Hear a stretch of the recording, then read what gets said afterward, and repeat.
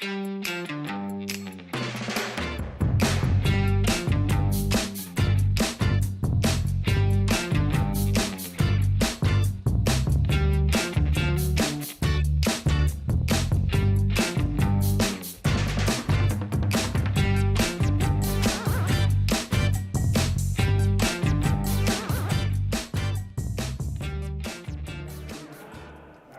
tal, amigos? Bienvenidos una semana más al espacio de Tú a Tú, que hoy grabamos desde el Círculo Amistad Numancia, desde el casino. Así que damos una vez más también las gracias a sus responsables por la ocupación, entre comillas, de este espacio. Hoy nos acompaña una persona sin la que no se entiende el trabajo por el patrimonio desde el punto de vista de la divulgación, de la protección, de la recuperación, también desde el ámbito institucional, porque nuestro protagonista, como se suele decir de una manera coloquial, ha tocado múltiples palos y además llega ya al final de su vida laboral, que no quiere decir al final de sus aportaciones, que han sido numerosas y lo van a seguir siendo. Carlos de la Casa, ¿qué tal? Gracias por acompañarnos. Un placer y esperemos que sigan siendo. Sí, ¿no? Porque uno se jubila de la vida laboral, pero el trabajo, el compromiso con el patrimonio, la divulgación, incluso tal vez ahora se intensifique más en algunos ámbitos. Pues ya tengo un par de cursos encargados para el próximo año. O sea que, bueno, para el próximo año, ya para este año, del 24. Bien, pues como lo decimos, una vida plena en diferentes factores, también en el político, después hablaremos de ello, pero por ir empezando, ¿de dónde le viene a Carlos de la Casa ese amor por la historia, por el patrimonio? Recordemos, Carlos de la Casa, vinculado en gran medida profesionalmente a Soria, pero oriundo de Madrid, del barrio de Lavapiés. Sí, bueno, viene de dos partes, podemos decir. Primero, mi padre, que en paz descanse, era muy aficionado a la historia, y yo recuerdo que en la época de Reyes, los Reyes casi siempre me traían biografías, aquellas que publicaba Bruguera, con una parte de texto y una parte de imagen, y luego tuve la gran suerte de tener en bachiller, yo he tenido la suerte de tener buenos profesores siempre. Yo no he sido buen alumno de bachiller, he sido no digo el peor alumno del mundo porque el peor no terminó, pero bueno, yo me tomé en serio estudiar a partir de quinto de bachiller, hasta quinto me lo tomé un poco en broma. Pero tuve la suerte de tener buenos profesores, lo mismo que me aficioné a leer gracias a Gonzalo Torrente Ballester, que fue profesor mío, en Historia y en Historia del Arte a José Antonio Maroño Barreiro, que era el responsable en Madrid del Instituto Padre Sarmiento, de gallego, y me aficionó también a la historia.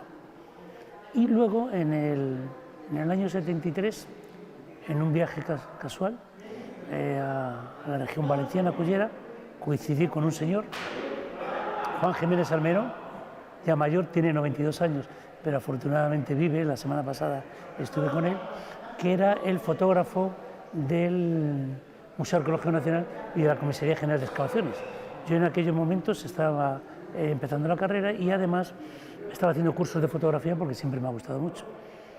Me ofreció la posibilidad de ir a trabajar con él al Museo Arqueológico Nacional y ya a partir de ahí pues ya se enfocó todo hacia el mundo directamente de la arqueología. De hecho tuve la suerte también de que el profesor Almagro Bach, mi maestro, me apoyó y bueno, pues en primero de carrera ya excavaba, en tercero de carrera ya codirigía excavaciones, ya publicaba, entonces pues de ahí viene.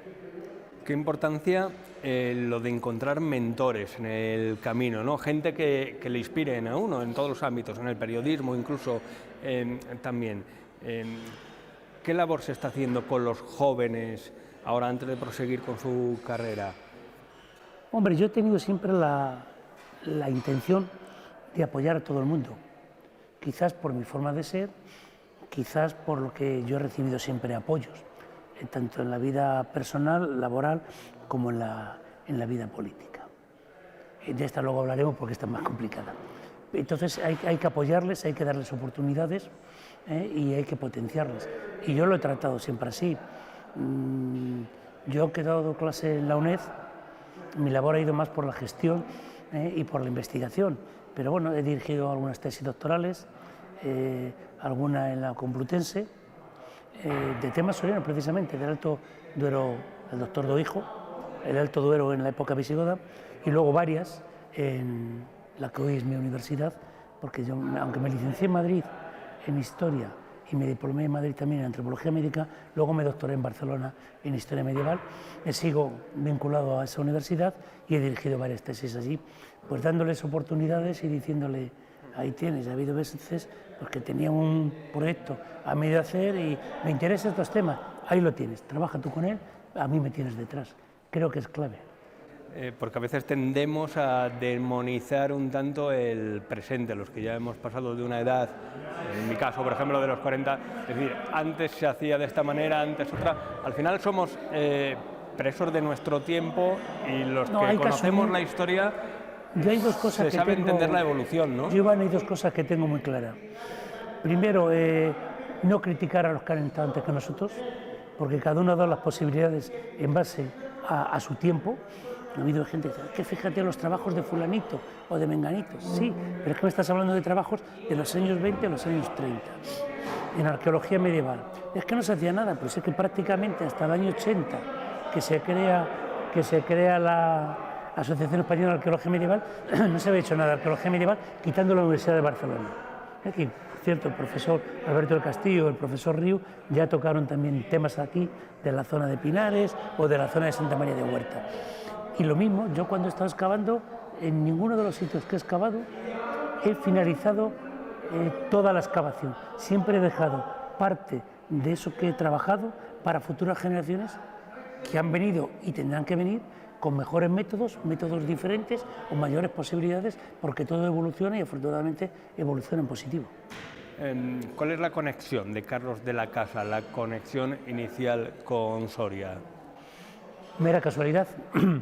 Yo tenía un buen profesor en la universidad, Santiago López del Castillo, un profesor de Historia Medieval, que él siempre tenía la costumbre, de segundo de carrera, de en torno al Día de los Santos, hacer una excursión que siempre solía ser la misma si coincidían en fin de semana o un puente, que era Madrid, Medinaceli, Santa María de Huerta, Soria. Dormir en Soria, visita a Numancia, el Burgo de Osma, San Esteban, Madrid. Y ese viaje lo hice en noviembre del año 74. Me causó una impresión muy grata, Soria, tanto que al día siguiente, el lunes, cuando llegué, llamé al que entonces estaba de director aquí, que acababa de llegar, que era José Luis Argente. José Luis Argente había llegado en septiembre del 74. Nos conocíamos pues con otros compañeros de otros centros. Si José Luis viviese, ahora hubiese hecho el año pasado 50 años que nos conocíamos, de trabajar en el Museo Arqueológico, ellos haciendo sus prácticas como conservadores y yo como fotógrafo.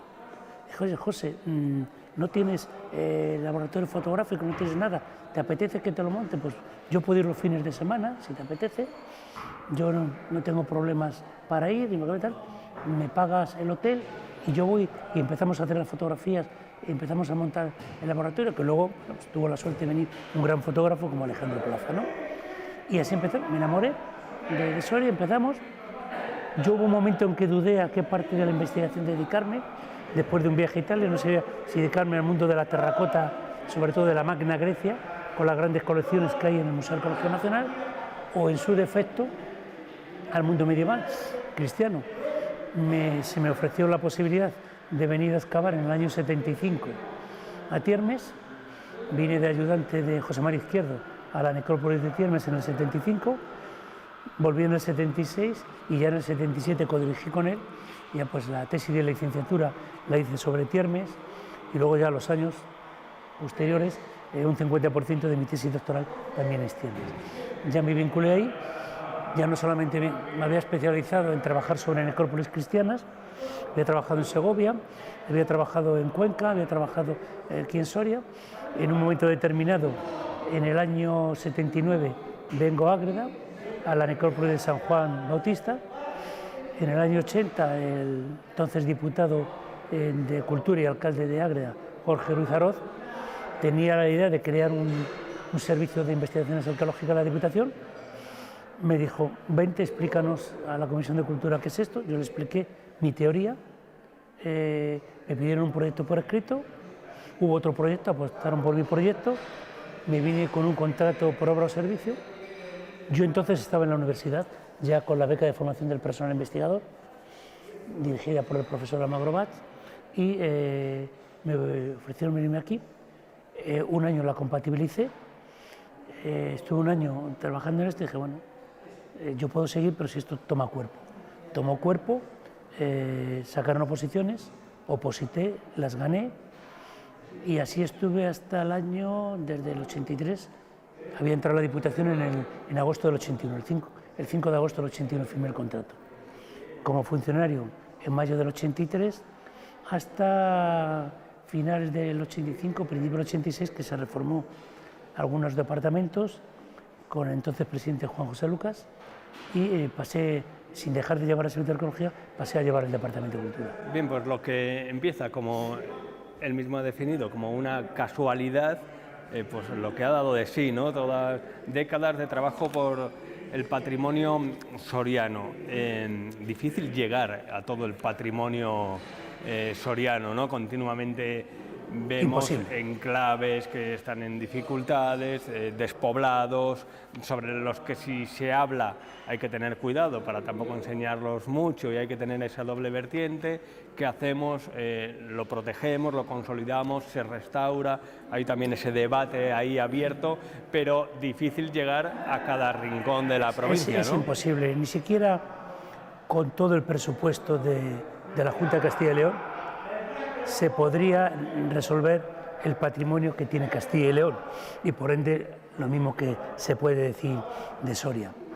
Hubo un arquitecto, que en paz descanse, prefiero omitir el nombre, que dijo que había que seleccionar, pero no de seleccionas. Hay una cierta selección natural que viene ya desde el siglo XIX, que es, bueno, entonces eran los monumentos históricos, hoy llamado BIC, bienes de interés cultural, por cierto que estamos en uno recién reconocido como tal, en los que se interviene directamente a la Administración en su departamento de Cultura, en sus consejerías de Cultura. Luego hay otro que también tiene su valor, porque lógicamente el bien de interés cultural es una pieza, un inmueble o un bien mueble que reconoces que está por encima de la media. Pero claro, aquí tenemos bastantes iglesias románicas que están por encima de la media declaradas, pero hay otros pueblecitos que tienen iglesias románicas, por poner en un solo ejemplo, y estas iglesias románicas no están reconocidas como bien de interés cultural, pero es patrimonio histórico. Y también se interviene. En unos casos ha intervenido Fomento, en otros casos ha intervenido el mismo Cultura, en otros casos han intervenido aquí en Soria a través del programa Soria Románica, llevado por la Fundación Duques de Soria y financiado al 100% por la Junta de Castilla y León, o en este momento, ya prácticamente terminándose, pues se ha intervenido para hacer todo un estudio de digitalización de estos templos, en algunos casos, ver también el conocimiento que se tiene, hacer un seguimiento a través de informática de cómo evoluciona el medio ambiente, la humedad, en definitiva, mantener un control, que es importante, pero llegar a todo es imposible, y más sobre todo a raíz del mayor atentado que ha habido en este país, que fueron las desamortizaciones. No como desamortizaciones, porque por ejemplo en Francia fue lamentable la desamortización de la Revolución Francesa para los bienes muebles. O se vendieron o los quemaron. Sin embargo, en España, ¿qué es lo que pasó? Se abandonaron muchos edificios, monasterios, castillos, conventos, se malvendieron y ahí están las ruinas. Hasta llegar a un punto de no retorno, ¿no? De no retorno, bueno, pues en algunos casos se ha podido hacer algunas cosas, casos muy específicos.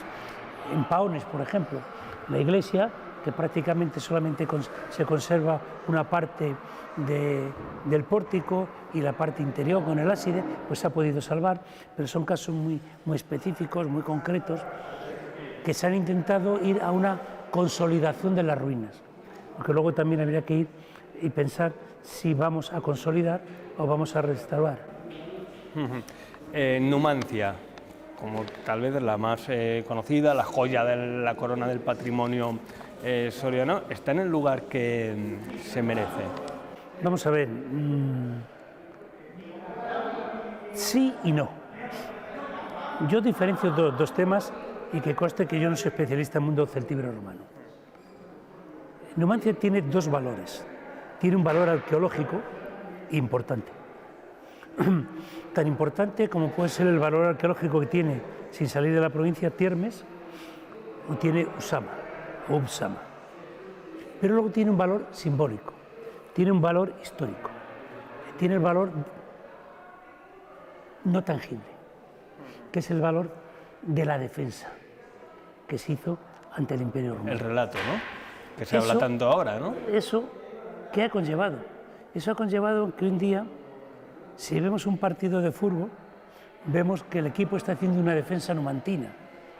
Eso lo tienes todos los días en televisión. Yo me acuerdo cuando hubo una serie en la época de Yeltsin en Rusia, hubo problemas y decían, están subidos en los Radio Exterior de España, están subidos en los tanques con una auténtica defensa numantina. Eso es otro valor. ¿Qué es lo que hay que hacer con Numancia de cara al futuro? Numancia ya estuvo en la lista tentativa para Patrimonio de la Humanidad, pero claro, el Patrimonio de la Humanidad hay que aprovechar la ocasión viendo qué es lo que quiere la UNESCO en cada momento. En unos momentos quieren elementos interregionales, internacionales, simbólicos, no tangibles. Bueno, pues vamos a aprovechar y vamos a estudiar una cosa. Y ya se están haciendo cosas por encargo de la actual consejería, que es trabajar en el mundo de la celtiberia. Coger no solamente yacimientos... Digamos, definir un poco, ¿no? No solamente de nuestra provincia, no solamente de nuestra comunidad, sino de comunidades limítrofes y presentar un proyecto global como la celtiberia hispana. Yo creo que ese es por donde debe enfocarse el tema. Tenemos la vecina Burgos con el universo Atapuerca. Bueno, es un momento aparte. Un momento aparte, es comparable. Bueno, en Atapuerca hay que reconocer que hay al frente un equipo que sabe vender muy bien. Sabe vender muy bien lo que hacen. Afortunadamente no se han presentado para el Gobierno de España, si no posiblemente lo hubiesen ganado, ¿no? Una vez más el relato, ¿no? Es vender relato, las cosas, ¿no? No estamos hablando de ficción, sino de contar las cosas. Vender, y ahí está la realidad, ¿no? Pero yo creo que con yacimientos, algunos de La Rioja,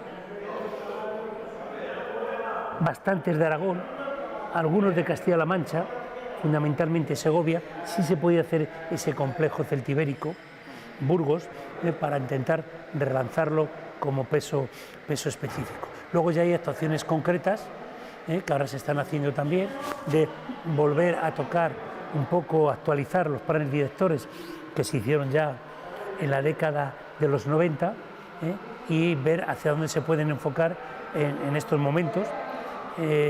Y creo que el más importante en Numancia, lo manifestaba hace poco en una reunión entre el director general de Patrimonio Cultural y el director general de Bellas Artes, para ir a enfocar hacia el tema de la consolidación, fundamentalmente la consolidación de los restos, que creo que es un tema clave. Ten en cuenta que vivimos una climatología muy dura, con inviernos de 20 bajo cero en nuestros yacimientos, con veranos sobre 40 por encima, y esa oscilación térmica pues daña los restos que quedan. Bien, pues estas cuestiones, estas diatribas, debatir sobre qué prioridad abordamos o cuál otra, las trasladó Carlos de la Casa también al ámbito político.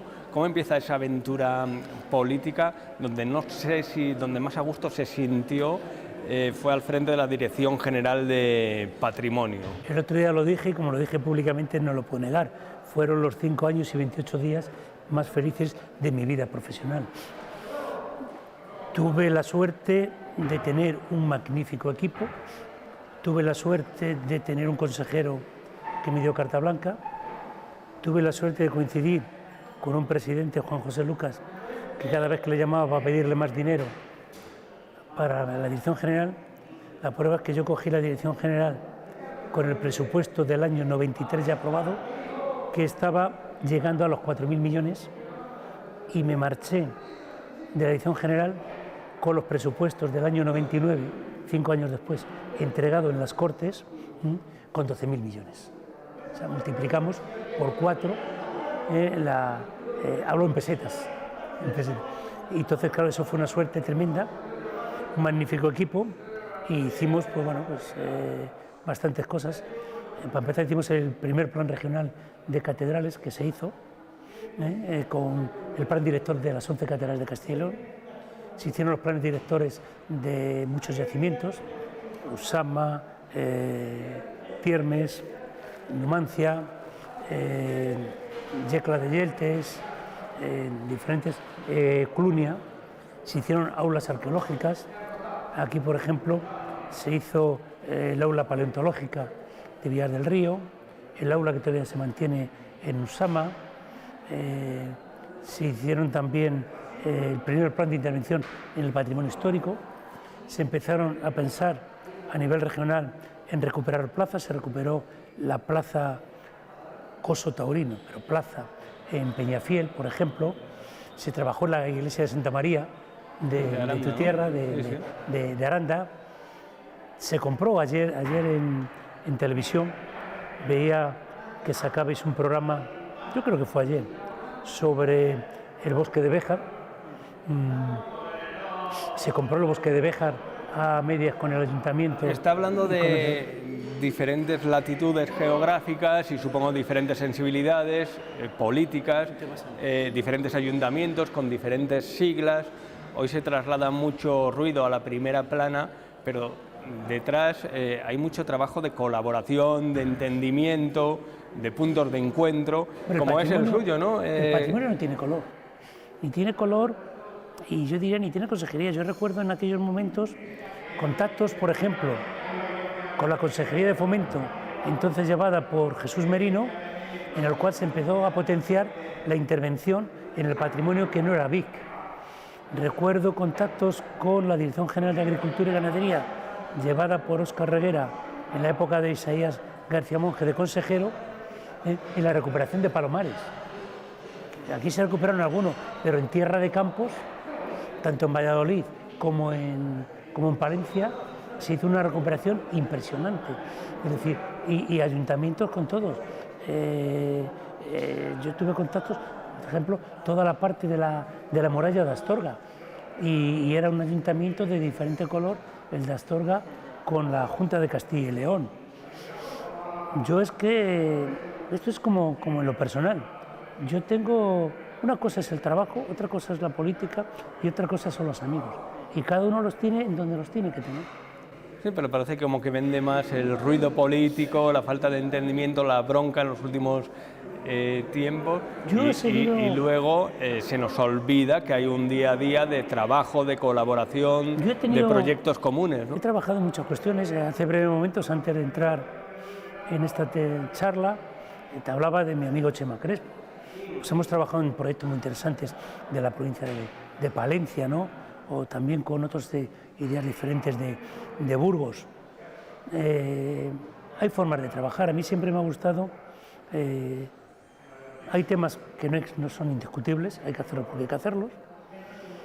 Hay otros temas a lo mejor que hay que discutir para distraerme, mientras los temas importantes hay que trabajarlos en silencio y sacarlos cuando están terminados. También para desviar la atención, como se suele decir. No sé si la subdelegación de gobierno, su paso por la subdelegación de gobierno de Soria, que atiende las responsabilidades que atiende, más alejada de lo estrictamente patrimonial e histórico, fue un paso más prosaico, no exento también de tensiones y de cuestiones difíciles, ¿no? Yo hice un máster en 1 mes y medio, todavía se me pone la carne de gallina. Yo tuve la mala suerte, decían que las subdelegaciones, como habían perdido el peso político y el peso sobre todo de gestión con el tema de las transferencias a las comunidades autónomas, yo tuve todavía algunas transferencias, trabajo por ejemplo, el INEM todavía fuerte, dependía de la Junta, Sanidad también dependía de la Administración General del Estado, pero tuve la mala suerte de a las 24 horas tener el mayor accidente que ha tenido, no digo este país, pero posiblemente casi, con el accidente de Golmayo. A Golmayo, ¿no? Sí. Los jóvenes que iban al campamento de Aranda de Duero, ¿no? 6 de julio del año 2000. 11 días después se produjo un milagro. Yo siempre dije que hubo una concatenación de vírgenes. La Virgen del Pilar, porque es la patrona de la Guardia Civil, la Virgen de los Milagros, porque es la patrona de Ágreda, y la del Carmen, porque es el día del Carmen. Pero ETA puso una bomba y voló parte del cuartel y toda la escuela hogar, entró la metralla. El mes de julio, el paso por donde pasaron los chavales y las personas mayores después de ir a la piscina, afortunadamente hacía frío y había ido menos gente a la piscina. Y a los mes y medio, yo pensaba ya que casi que era gafe, hice un máster acelerado con el incendio, ¿no? Usted ya se acordaba de quién me ha dicho que en la subdelegación de gobierno voy a estar tranquilo, voy a poder escribir mis libros y... Pero a mí la subdelegación del gobierno sí me ha permitido, igual que luego la delegación, patear la provincia, el contacto directo con los ayuntamientos, con la gente de los pueblos y muy importante el contacto con la Guardia Civil y con la Policía Nacional. Y ya de forma coparalela con la policía local, pero sobre todo teniendo en cuenta que la coordinación de la Guardia Civil, y hablo de coordinación, no de mando, que los mandos los tiene el comisario y el jefe de la comandancia. El subdelegado lo que hace es una coordinación, y eso me permitió también conocer unos cuerpos que, por otra parte, sobre todo el de la Guardia Civil lo conocía un poco más. Me vino personalmente muy bien, me alegré y he hecho grandes amistades que afortunadamente todavía las mantengo. Y supongo que también habrá conocido de alguna manera, no los sinsabores, pero ese día a día también de la política, de la estrategia política dentro de los partidos, ¿no? Hombre, es que tener en cuenta que en aquellos momentos, cuando yo fui subdelegado, prácticamente todos los lunes estábamos en la Plaza Mayor por algún atentado de ETA y algunas cosas que te comentaré luego fuera de micrófono relacionadas con ETA, ¿no? Que yo creo que no debo decirlas, pero estamos casi todas las semanas y eso también, quieras o no quieras, en esos momentos te une más. Y luego, pues lógicamente sí, he tenido una etapa política. Digo política, yo sigo militando, pero no tengo ningún puesto ni de la administración política ya, bueno, administración ya ninguno, claro, pero ni siquiera tampoco dentro de los órganos del partido, que si los tuve varias secretarías regionales, quizás la más interesante, la de estudios y programas. Yo participé en varios programas en las regionales, en los últimos de Lucas y en el primero de Herrera, y luego a nivel local, bueno, pues he llevado también la Secretaría de Organización y la presidencia del Comité Electoral, ¿no? Aparte de algunas vocalías. Pero yo sí puedo decir que no creo haberme ganado ni haberme hecho ningún enemigo político. No sé lo que dirán, lo tienen que decir los otros, ¿no?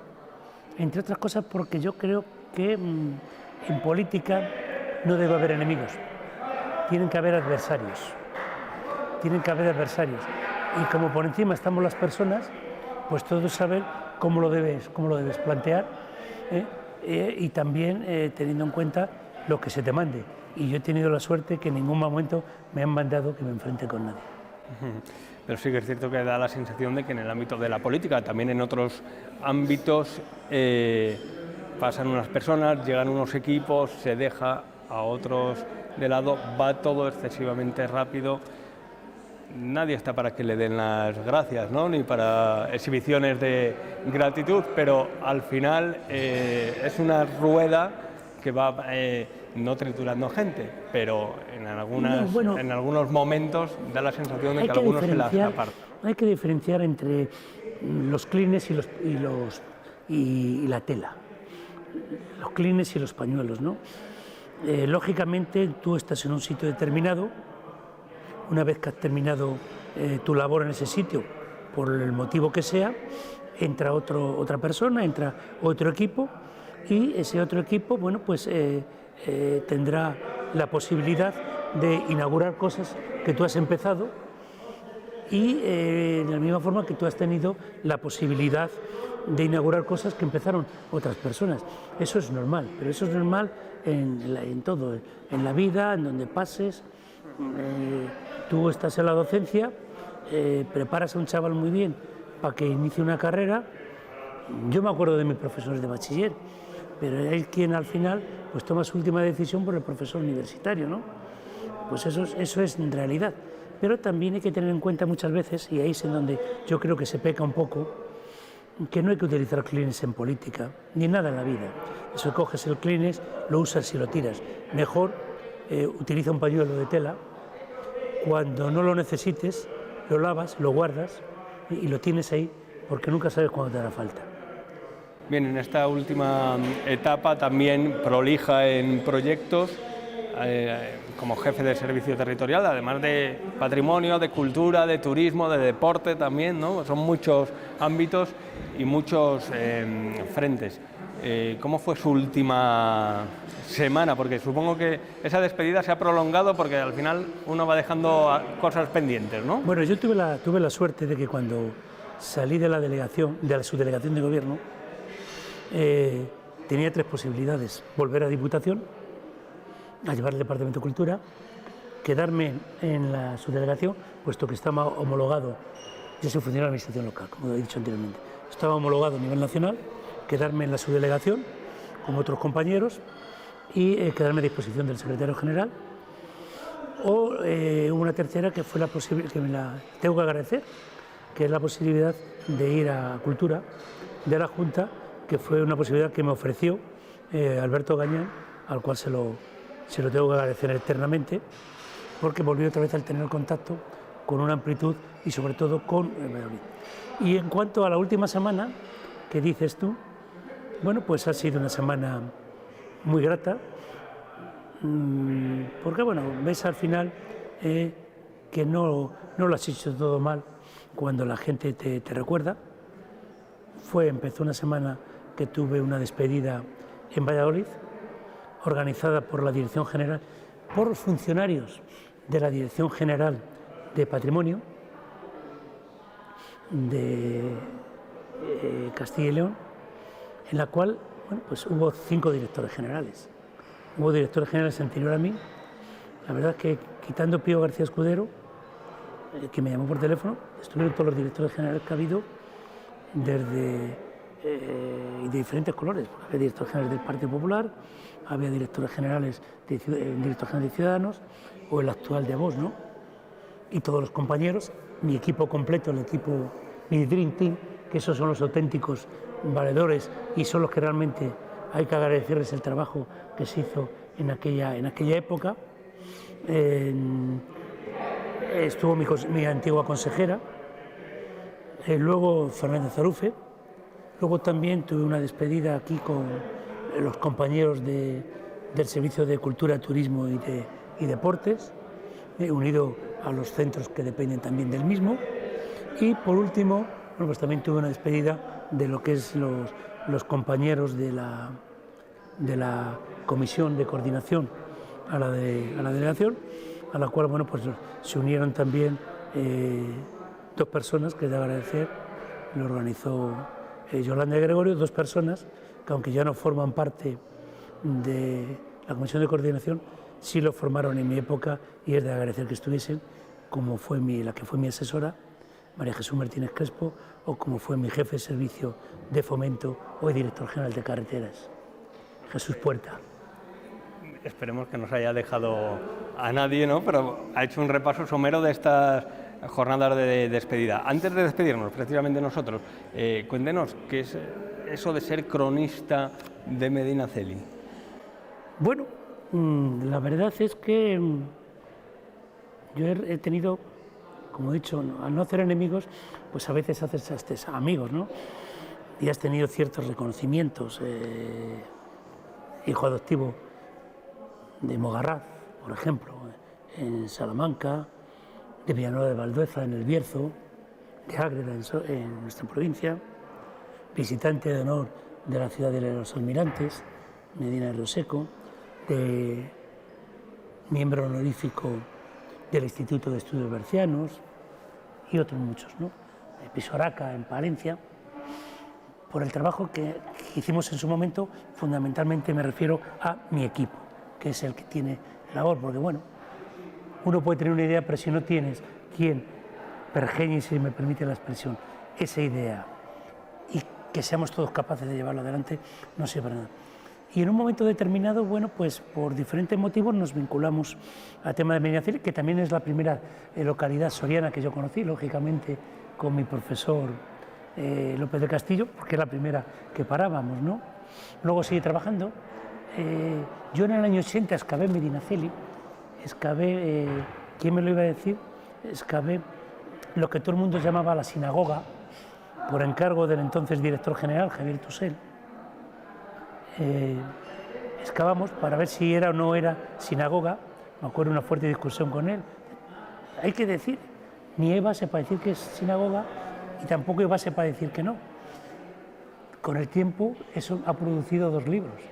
Uno de ellos fue el de los Cuerpos Santos de Medinaceli, en donde estuvieron, ahora están en la colegiata, y luego el último estudio reciente, curiosamente también otra circunstancia de la vida, el estudio de antropología hecho con mi cardiólogo. O sea que, aparte de cuidar mi corazón, coincidimos hablando de arqueología, el doctor Julio Martínez Flores, cardiólogo actualmente en una clínica privada en Palma, aquí en Soria. Y bueno, pues hemos seguido trabajando en otros temas de monasterios, en el de San Francisco, en los dominicos. Y bueno, pues todo eso llegó en un momento determinado, después de tener bastantes publicaciones, de haber defendido también los temas taurinos de Medinaceli, la posibilidad que se nos ofreció a José Antonio Martín de Marco y a mí de ser cronistas. Y bueno, pues es de agradecer al equipo de gobierno del ayuntamiento que nos propusiese, y es un compromiso. Ahí estamos, escribiendo de vez en cuando sobre Medinaceli, algunas publicaciones, creo que son 5 o 6 libros, y ahí estaremos mientras el cuerpo y la mente nos lo permita. Bueno, yo creo que buena salud hay, ¿no? Buena salud hay, sobre todo por los recuerdos, la lista de nombres, de latitudes que ha recordado. Ya ven que se retira, se jubila de la vida laboral, pero va a seguir con sus publicaciones, trabajos en Medinaceli. Algo que le haya quedado por hacer, uno echa la vista atrás, dice, podía haber puesto más aquí, haber hecho esto, otro de otra manera. Quizás de otra manera no, porque yo soy de los que piensan que cuando has fracasado en algo o no se ha desarrollado como tú quieres, no te tienes que arrepentir, simplemente tienes que tomar nota para no volverlo a repetir. Hombre, si hubiese habido mucho más dinero, pues se puede haber hecho más cosas. Pero sí te voy a decir un secreto. Yo en un momento determinado hablé con el que era mi presidente, Juan José Lucas, y en un momento determinado le dije, si quieres seguir contando conmigo, a lo mejor sería el momento de pensar en que fuese en otra área. Porque yo todo lo que tenía en mente tuve la suerte de poderlo desarrollar. Insisto, si hubiese habido más dinero, pues en vez de haber metido el dinero que se metió en las catedrales, por cierto, la primera comunidad que consiguió dinero del Banco de Inversiones Europeas, que están tan de moda ahora. Sí, sí, que con Nadia Calviño, Nadia Calviño. Exactamente, en la época, siendo consejera Isabel Carrasco, conseguimos 5.000 millones de pesetas a fondo perdido para Burgos, Burgos Catedral, León Catedral, Colegiata y Urbanismo, y Salamanca Catedrales y Urbanismo. O sea que también, o sea, se podía haber conseguido... Lo merecen, ¿no? Por supuesto, ¿no? Pero más cosas. Entonces le dije al presidente, piensa otra, y que venga otra persona que tendrá otras ideas que podrán complementar las que tenemos mi equipo y yo, o que podrán tener las diferentes y ampliarlo. Quizás una cosa, pues sí, lo único que puede ser que se quedó porque se acabó la legislatura. Bueno, primero yo me marché, pero en esa legislatura se podía haber aprobado la ley de patrimonio. Nosotros hicimos una ley de arqueología, por la cual el equipo fue felicitado, pero que no la pusimos en marcha porque pensamos que lo que había que hacer era una ley de patrimonio histórico. Se hizo la ley, la mandamos a las Cortes, yo me marché entonces me trasladaron de la Dirección General de Patrimonio a la Dirección de Gabinete del Presidente, pasó, quien era mi segundo a bordo, Javier Toquero, pasó a ser director general, lógicamente siguió defendiéndola en las Cortes, pero se acabó la legislatura y ya sabes que cuando se acaba la legislatura todas las leyes que no se han terminado decaen. Pues quizás a lo mejor haber tenido esa ley. Y hoy sí diría, si hoy volviese a hacer esa ley, sí haría una cosa, y es meter algo de paisaje en esa ley. Bien, pues dentro de esos recuerdos, de, entre comillas, esas deudas pendientes, pues esa ley de patrimonio, habla Carlos de la Casa que pasa ahora a otro estado, el del jubilado, ¿no? El del pensionista jubilado, pero es, digamos, como un punto de inflexión en la trayectoria vital que hemos tratado de resumir aquí en este De Tú a Tú. Un regalo, yo creo, para sobre todo los telespectadores más jóvenes que no conocen a una figura como Carlos de la Casa, y también nuestro particular homenaje en este momento de la jubilación al propio Carlos de la Casa. Muchísimas gracias por acompañarnos en este espacio de Tú a Tú y mucho ánimo, seguro que nos sigue dando buenas noticias. Pues muchas gracias a vosotros, a vuestra disposición como siempre, y gracias por tus detalles personales. Muchas gracias. Y nosotros nos despedimos. De Tú a Tú vuelve la próxima semana. Sean felices.